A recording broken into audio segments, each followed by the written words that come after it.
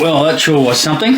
That little video on USA beef into Australia. While it's probably not good practice to go along on the same subject, there's a few things I want to tidy up about some of the comments and a little bit of economics down the end. If you do have time, it might be a good idea to watch the other video as well. Just going to talk about a couple of other things that lead on from that first video on USA beef in Australia. Other things that are being said by people high up in the US administration that don't exactly contain 100% of the information required. They contain enough information to inflame some outrage and some clickbait. There's dozens of them, not necessarily all American either. We've got an election coming up. The shit is literally dripping off the walls from all colours of the political spectrum. None are above significant criticism, in my opinion. So the main reason for this video is explaining the reason I did the first video. And it's pretty important to me to explain that. And it's a pretty simple explanation because it answers a number of questions that were asked via the comments. And then that explanation necessarily feeds into the biosecurity area. It's a natural progression. Now, I always try and look at all views, both sides, all sides of arguments. It's just how I operate. I learn many things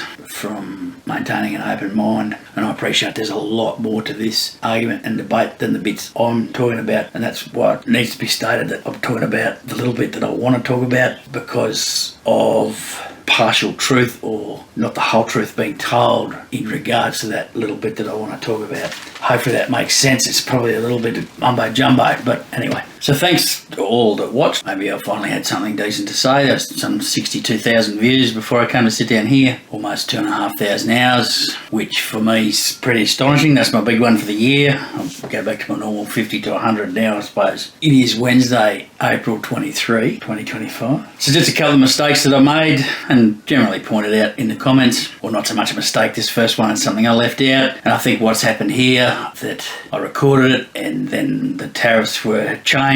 I failed to mention, and I should have done it in that scrolling graphic at the front, that should have also said tariffs were wound back, but to the minimum 10%, and Australia still maintained that 10% tariff. I shouldn't have started on the pharmaceuticals because I didn't do a lot of research on it. It was just being talked about by those in the US at the same time as they were saying they couldn't sell a hamburger in Australia. However, there were some great comments around the pharmaceutical subject, pretty much along the same theme, most of them, and I learned quite a lot from them, which was good. So maybe I should do that more often and learn from those that are smarter than me, which is just about everybody. And a couple of comments also from some fellow Carl Chisel fans. I was wearing my Carl Chisel t-shirt, but I don't want to wear that out because it's going to last me till I go to the furnace. And the comments took on a life of their own, way outside what I call the scope or terms of reference. And if I don't have a terms of reference around what I'm trying to talk about, a bit like this one, I'm going to waffle on a heap of things. So yeah, those comments certainly took on a life of their own and went all over the shop, and I guess my OCD has a little bit of difficulty dealing with that, but I can't control what people want to comment about. So the comments were,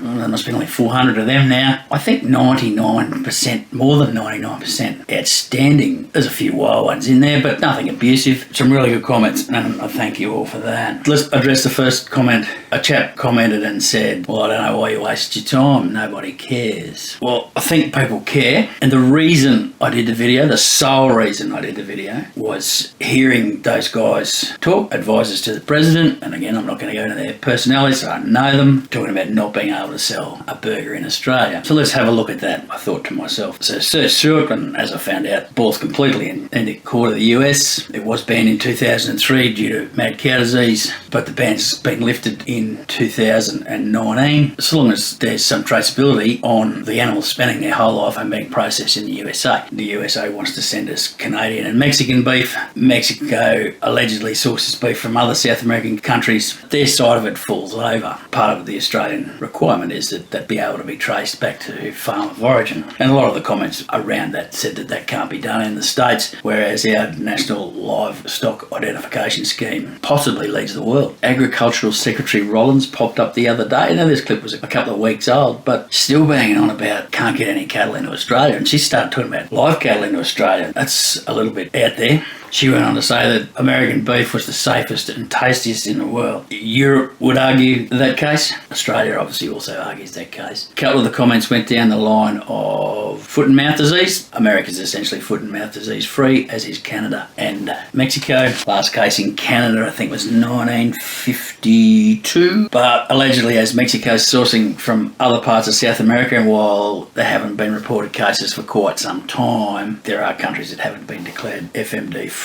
And we definitely don't want foot and mouth disease in Australia. Another guy seemed a little upset that I didn't mention submarines, or the submarines, and the AUKUS deal, AUKUS. A couple of reasons, and one is my terms of reference. The Americans saying we can't sell a hamburger in Australia. Quick search, ball's in their court. The ban's actually lifted, but they don't want to comply to what we require. It's a pretty simple one. Another thing I should have mentioned, of course, was exchange rates. And exchange rates will make things more or less attractive, and at this point in time, it's going to make US beef, US anything into Australia a little bit smidgen unattractive, even though the Australian dollar has appreciated a little bit, mostly on the back of the US dollar falling over a little bit. But we're in the 59s maybe a week ago, and we're into the nearly back over 64 today. Another comment just came in now, just before I sat down, that the free trade agreements mean jack shit to the USA, and that's probably right, and they're trying to run roughshod over these agreements that are in place. But Australia's biosecurity does mean jack shit to this country and the stakeholders in the country, so I don't think they'll be able to ride roughshod over them. I tune into American politics these days because, as a nervous investor trader, they're setting the tone at the moment for what goes on in markets around the world. So I get my daily dose, my multiple daily doses of sound bites out of America to see whether I think the water in any particular market's going to be too deep or too rough, and whether I take the risk. Well, the narrative has softened quite considerably. Markets up overnight and futures heavily up today. That could change tomorrow. Dangerous place to play. I did say bovine spongiform encephalitis. This is the drama. With places like YouTube, you can't replace a video. Once it's there, it's there. Obviously, I should have said bovine spongiform encephalopathy. I think that's right. BSE. And another commenter reminded me that there was a case in 2023, and I hadn't looked deep enough into that. And yes, that's correct.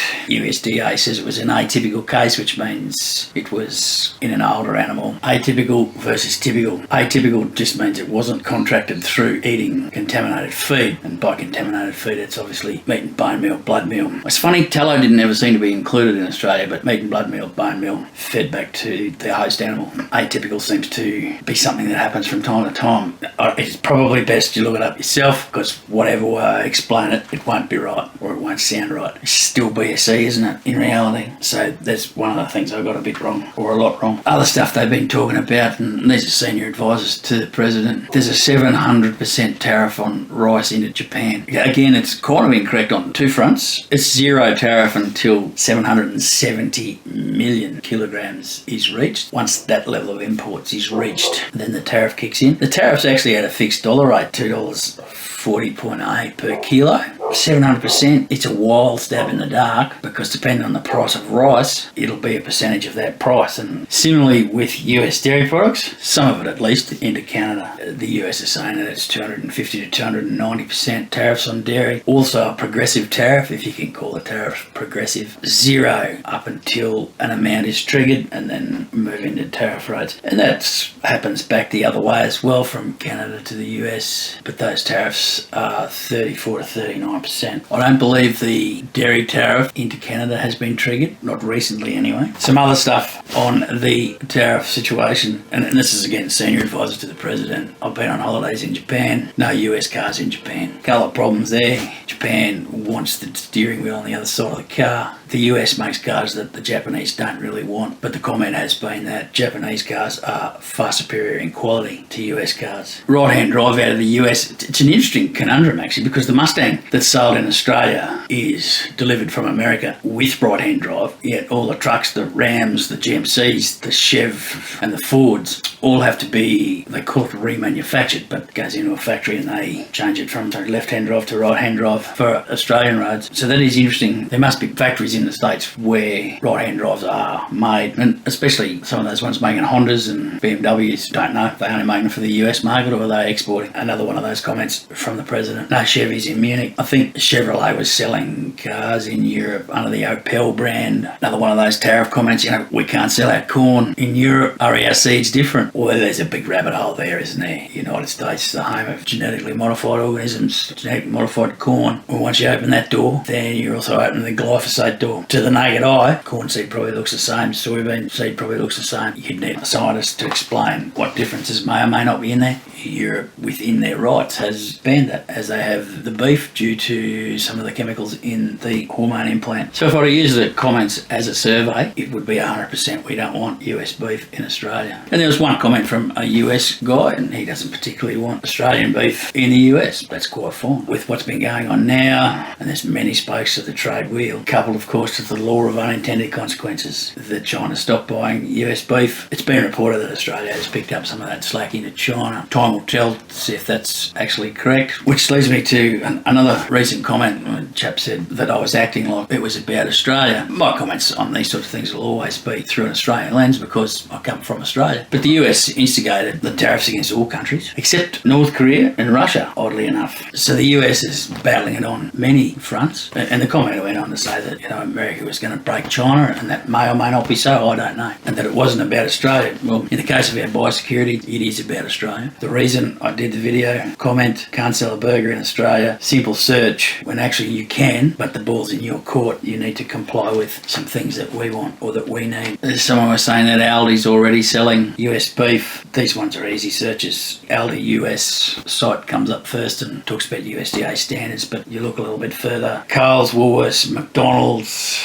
Aldi, Hungry Jack's, IGA, all sourcing their beef 100% from Australian farms. And he went on to say that America owns farms here. Sure, they do. But in the case of Hungry Jack's, for example, they're buying their beef through the OBE group, which is an organic group killed here at Grantham, just down the hill. A company, Kilcoy Global Foods, I think they call themselves, big abattoir at Kilcoy, purchased off Tyson Foods last year, basically a patty making operation out of Caminia, and they supply a fair bit of McDonald's stuff. So they all state that they only source Australian meat. So that'll take us then to comments about boycotting US meat, should it be available, and I guess then that brings into play Australia's labelling laws. Theoretically, they have to give us a lot number or a batch number, place of origin. Of course, boycotting is a very noble cause, and there's a number of things to boycotting something. And boycotts are interesting in the fact that I guess at that level, at the consumer level, you could boycott these things. While that mechanism exists for US beef to come to Australia, as long as they comply to what we require, that's only the first step up a pretty steep staircase. So the exchange rate will be a big part of their beef even starting to be competitive here.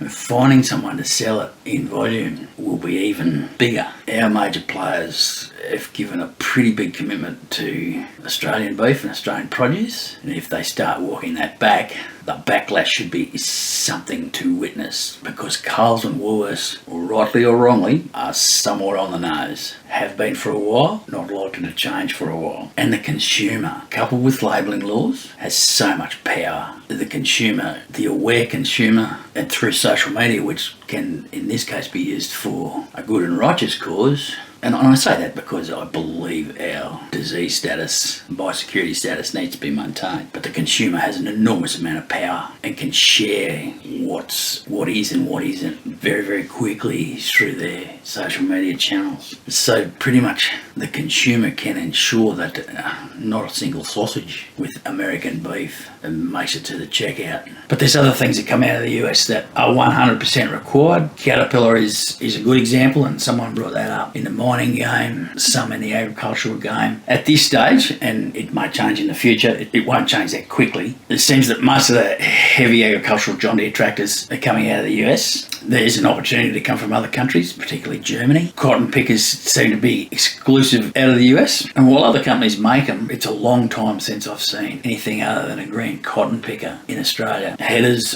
or combines, as they're called in the US, some come from Germany, particularly the Australian and New Zealand S-Series. case of IH seems to be moving to Brazil and India, and this seems to have been something that was in the wind for a long time, years. It hasn't just come about because of the tariffs. There's one of the things that the US does really well. In the case of Vietnam, I think it was stated that by an advisor to the president that Vietnam was buying $1 to every 18 that the US was buying out of Vietnam. My numbers are still a bit different. I actually get $9 spent in the US on Vietnamese product to every $1 spent in Vietnam on US products, but the number out of the big place is 18, and of course with the average wage in the US being 18 times the average wage in Vietnam, that all seems about right. It seems like it's the affordability index is about right. And there's two things here to me, and maybe I'm wrong, maybe near enough's good enough, but in my work life and what we've done as a group, as a collective amount of people, was always attempting to be the best and having 100% accuracy. And this bit of a thing that came out yesterday from the President's Truth Social about his rules of trade, if you read down there, there's about agricultural protectionism. I don't understand why the US doesn't want to have the highest standards, why the US expects us and other people in the world to lower ourselves to their standards, because they're talking a big game about being the best. Clearly they don't seem to be in a number of areas. Similarly with Vietnam, the original tariff was 46% to try and even up that trade balance, and I appreciate there's other factors involved, transshipment from China through Vietnam, but if we look at it a purely numbers basis, that tariff was probably only going to reduce sales in the US. And what does the US make that a Vietnamese purchaser wants? They probably don't want too many F-350 Super Duties. The main form of transport in Vietnam, motorbikes, scooters. Does the US make motorbikes and scooters? I don't know. To sell something, you've got to be making something that someone wants. You just can't bully people into buying something just because you're making it and you have the belief that it's superior to the stuff that's made everywhere else.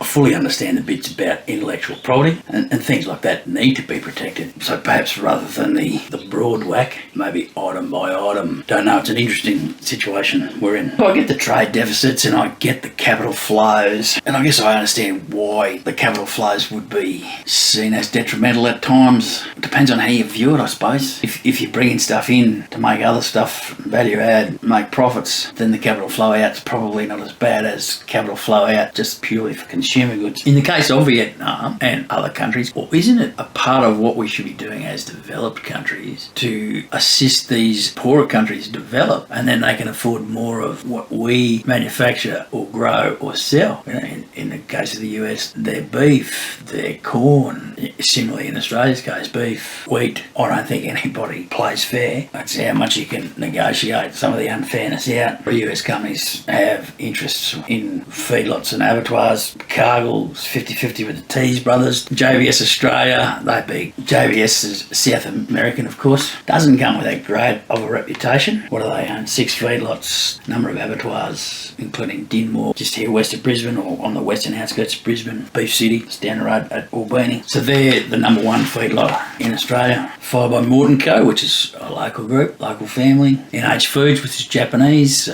own a Whyalla feedlot, maybe 70,000 head, and they're all killed at Oakey. Tees brothers at 4. An interesting one, Australian Country Choice, owned by the Lee family out of Brisbane. They also own the Cannon Hill Abattoir. They once supplied a lot of cattle to Coles, or some sort of a falling out. Now they supply a lot to Woolworths. So the Lee family's quite big and still expanding. While on Coles, the guy I work for had his fingers in many pies, and he actually sold the feedlot at Belmarin to Charlie Mort, or Morton Co. It was 5,000 head there. All those cattle were contracted to Coles, and he killed them at his own abattoir. There's a comment about feeding corn in the US. I was responsible for purchasing all this stuff based on nutritional and price and things like that. But we used to try and feed the cattle in the feedlot corn during winter. A bit more energy, kept them a bit warmer, was, I believe, the theory out of the nutritionists at the time. I think out of, I can't remember when he quite sold the feedlot, might have been 2010. So I'd been there for 8 or 9 years. We might have fed corn twice, and we were probably as close as you're going to get to Brookstead and places like that where a bit of corn was grown. Not a big corn growing country, Australia. And to finish off with,